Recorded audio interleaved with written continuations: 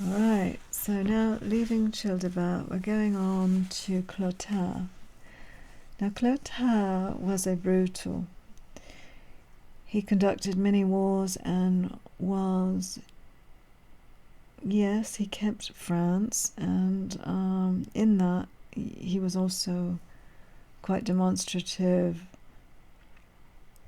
in being a brutish murderer of sorts. So here we have the King of Soissons, now become sole monarch of all France, he himself experienced the insufficiency of power, however extensive, of dignity, however illustrious, to secure the mind from mortification and chagrin. This unhappy father was again obliged to take up arms against what son, on whom he had, in a peculiar degree, bestowed his affections. The Britons were defeated, their chief slain, and the wretched Charibert taken prisoner, and sacrificed to the resentment of an offended parent. This punishment was extended to his whole family. All were strangled and then burnt. After this fatal victory, followed by such an act of inhumanity, Clotaire passed the remainder of his life in the deepest melancholy. He died at Compiègne in the 51st year of his reign, a reign that was marked by a series of actions, from the contemplation of which humanity shrinks with disgust, by adultery, incest, cruelty, assassination, and every species of barbarous violence. It has been remarked that his death happened exactly a year after his son's execution, on the same day, and at the same hour. He was interred in the church of Saint Médard at Soissons, which he had begun, and which his son Zayvra completed. He left 4 sons who succeeded to his dominions: Caribert, Gontran, Chilperic, Sigebert. He also had 6 wives, Ingonda, Erigonda, who were sisters, Shonsena, Radegonda, Gondiuca, and his sister-in-law, Waldrada, who was his nephew's son's widow. That is all we have for Clotaire. It was a long reign, though. 562, Caribert, his son. France was again divided into 4 kingdoms, whose limits were different to those of its former divisions. Touraine, Albigeois, Marseille were added to the kingdom of Paris. To that of Orléans were annexed Burgundy, whose name it took, the Seine-et-Loire, and a part of Champagne. Châlons-upon-Saône became the royal residence. Soissons was enlarged by the acquisition of the Tenez-Fou, though some writers have supported and supposed that it before formed a part of that kingdom, and Australasia by giving up a few provinces in Gaul, considerably increased its limits in Germany by the annexation of all Thuringia. But before the division was completed, a quarrel arose among the children of Clotaire. Chilperic insisted on having the capital of the empire, and profiting by the absence of his brothers, he took possession, distributed among, he took possession of Braine, a country seat where his father kept all his treasures, which he seized and distributed among the leading men of the nation.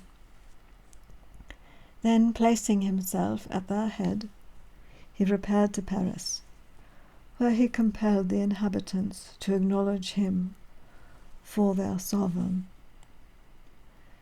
The other princes, enraged at this proceeding, raised troops, besieged him in his new capital, obliged him to descend from the throne he had usurped, and forced him to abide by the usual mode of decision, by drawing lots, which proved unfavourable to him.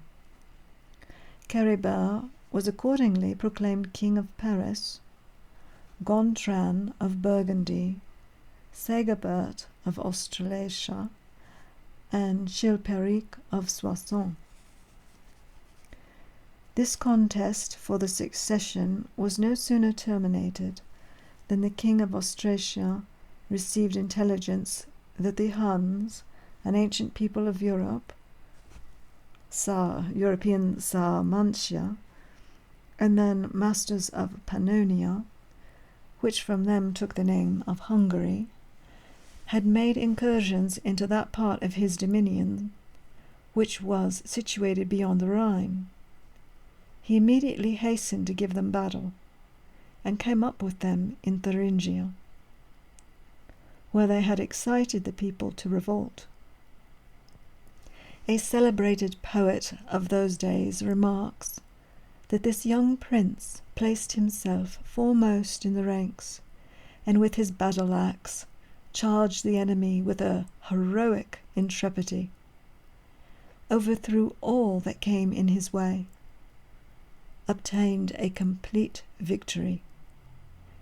But he was induced to conclude a peace with them on account of the news he received, that Chilperic, having got possession of Rheims, had ravaged all the province of Champagne.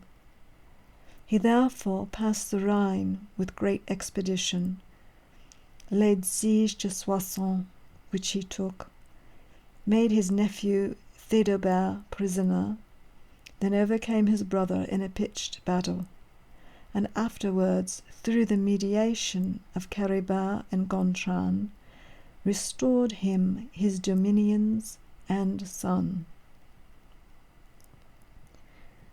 The victorious Zayvra now thought of forming a matrimonial connection suitable to his birth and dignity.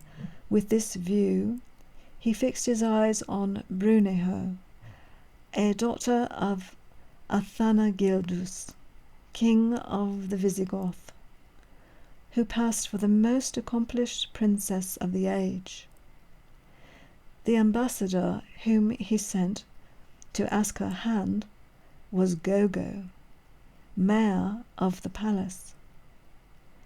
This is the first time that this dignity, which afterwards proved so fatal to the sovereign authority, is mentioned in history. The mayor was formerly what the Grand Master of the king's household is now. His power was confined to the palace and the domestics attached to it. In the sequel, he became minister, commander of the armies, chief, prince, in short, king of the nation. The reign of Charibert II was the epoch of the elevation of this officer and of the humiliation of majesty. The proposals of the French ambassador experienced a favourable reception.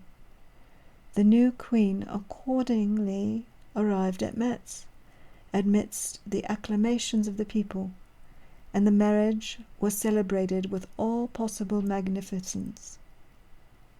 Some time after, she abjured Arianism, and her public reconciliation to the Church crowned the happiness of the king and his subjects. 566 AD. The king of Soissons, moved by the example of his brother and determined to renounce the unfancified pleasures of illicit amour, sent to ask the hand of Galfuinde, Brunhild's eldest sister. But a just knowledge of his disposition excited scruples in the mind of her father, which were not easily removed. By dint of solicitation, however, he at length gave his consent, but he first exacted an oath from the ambassadors that no other woman should enjoy the title and dignity of queen during the life of his daughter. This they promised by drawing and shaking their swords, which was customary with the ancient Franks whenever they engaged themselves by oath to observe any promise.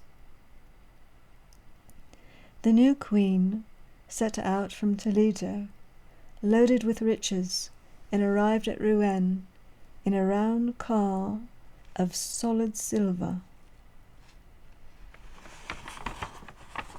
And at that, new subjects took the oath of fidelity to her, either because such was the custom of those times, or because Athanagildas had required it in order to procure her greater respect from the nation. When the king married her, he settled on her we'll call it le Bordellois, the Limousin, Quercy, Berne, Bigorre. This settlement or gift was called the morning present, Morgangeba, or Morgangeba. The dower was fixed before the marriage, and the donation made the day after. I used to live in Quercy. But though Chilperic entertained the greatest respect for the virtue of his bride, he soon permitted the flames of lawless love to rekindle in his bosom. The queen complained of his consistency. So to an assembly of the states, and the nation obliged the king to swear that he would, in future, be faithful to his marriage vows. But a few days after they had exacted this oath from him, Galfuinde was found dead in her bed.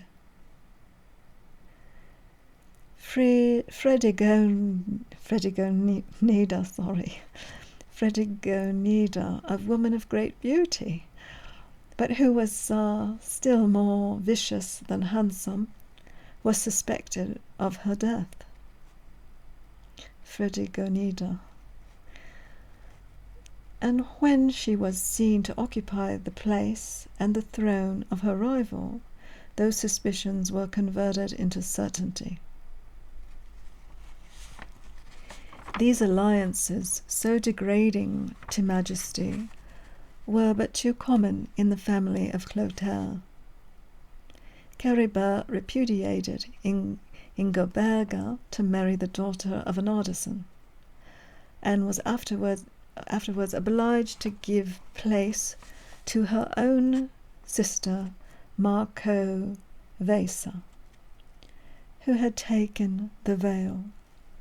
And lastly, Theodegilda, the daughter of a simple shepherd, was raised to the first throne in the Empire of France. This conduct induced Germanus, Bishop of Paris, to excommunicate Caribert. He's bringing in commoners. The popes had not yet interfered in these delicate matters. Each prelate had absolute power in his own diocese. If any offence against religion was committed, it came under the cognizance of the bishop of the diocese. If any dispute arose on points of belief or discipline, they were determined by a national council under the authority of the king. And if any privileges or dispensations were to be determined, this decision rested with the sensibility of the bishops, the assembly of the bishops of the provinces. It was in one of these assemblies, and about this time, that the Abbey of Saint Vincent, now Saint-Germain-des-Prés, was exempted from the jurisdiction of the ordinary. Caribert reigned 6 years. Gregory of Tours only speaks of his vices, but Fortunate represents him as a prince of great prudence, moderation, and suavity in manners. He was an encourager of literature, and spoke Latin as well as his native tongue. Zealous in his efforts to enforce a due observance of the laws, his time was wholly devoted to the purpose of promoting the happiness and tranquillity of his subjects. Ever peaceably disposed, but jealous of his power, he preserved his authority with equal dignity and firmness. Leontius of Bordeaux had assembled a council at Exante, at which Emerius, bishop of that city, was deposed. That actually means put into place. But Caribert, justly enraged at this daring encroachment on his prerogative, sentenced the archbishop to pay a fine of 1,000 pieces of gold. That tells you how rich the archbishop was, an archbishop of the time, and his suffragans in proportion to their revenues.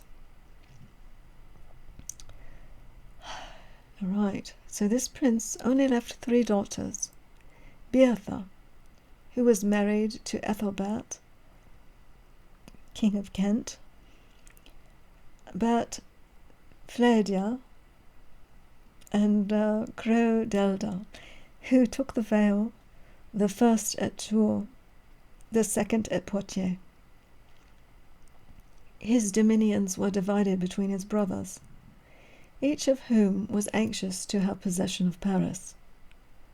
But after much altercation, it was determined that this city should be equally subject to all 3, and that neither of them should be permitted to enter it without the consent of the other 2.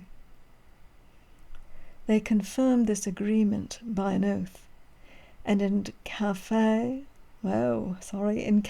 case of violation, submitted themselves to the malediction of God and the saints.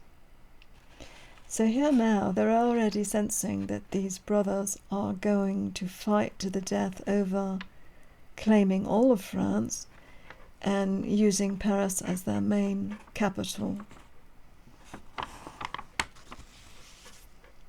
So they're putting a little snag there that they can't even enter without permission of the other 2.